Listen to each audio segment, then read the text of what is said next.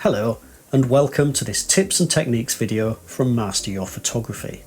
In this series we've carefully crafted a collection of short videos designed to provide you with key points on specific topics without any of the unnecessary waffle. Our goal is to give you practical information that you can immediately apply to your own photography.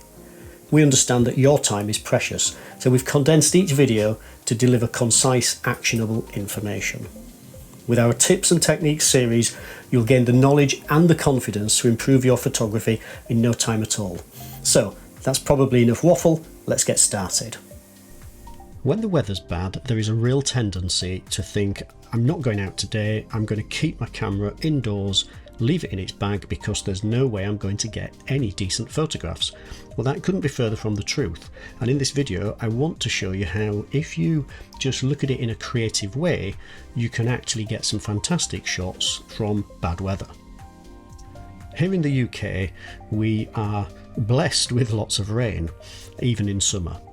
Now, taking photos in the rain, the first thing you need to do is protect your camera. So if it is waterproof, then that's fantastic. If not, there are waterproof covers available. If you can't get hold of one of them, a simple plastic bag will actually work over your camera.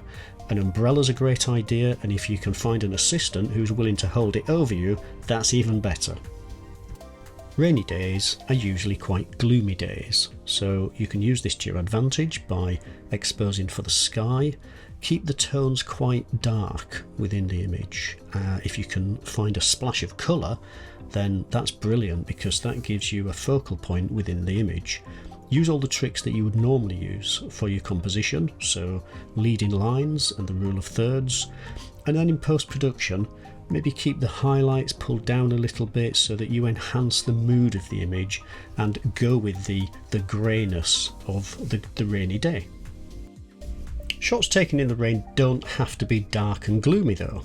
Look for some colour, such as fallen leaves with raindrops on them. Look for flower buds or even full blooms, because when they're absolutely drenched in raindrops they can look fantastic. And of course some people do actually like being outside and playing in the mud and the rain. If you want to freeze the raindrops in your photographs, then you need to be using a fast shutter speed, say a 500th of a second or even faster than that. If you want to actually create streaks, which can be quite effective with rain, then aim for a slower speed, maybe a 30th of a second, but make sure you can hand hold at that point, because what you need to do is actually make sure something in your image is sharp and then have the streaks of raindrops over the top of it. If you don't fancy taking your camera out in the wet weather because it's maybe not waterproof and you don't want to take the risk, then maybe just take your iPhone, because many iPhones are at least water resistant and you can take some fantastic shots. Here's some close-ups that were all taken just using an iPhone.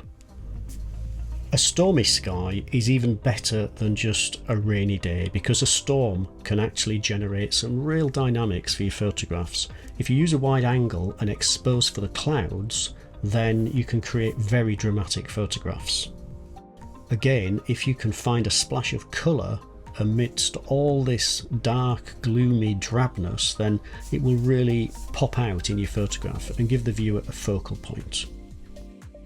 One of the great things that can happen quite often after a storm is you get a sudden burst of sunlight coming through the clouds as the storm passes over, and this can be really dramatic. So after a storm, just be prepared. Don't put your camera away, be ready to capture that post-storm sunlight. Snow is absolutely wonderful for photography, and it just transforms everything into a winter wonderland. What you have to do though is be very careful with your exposure, because snow can end up looking grey instead of white. You see, the problem is that all that whiteness can fool the meter in your camera and it results in an underexposed shot, and that's how you end up with grey snow.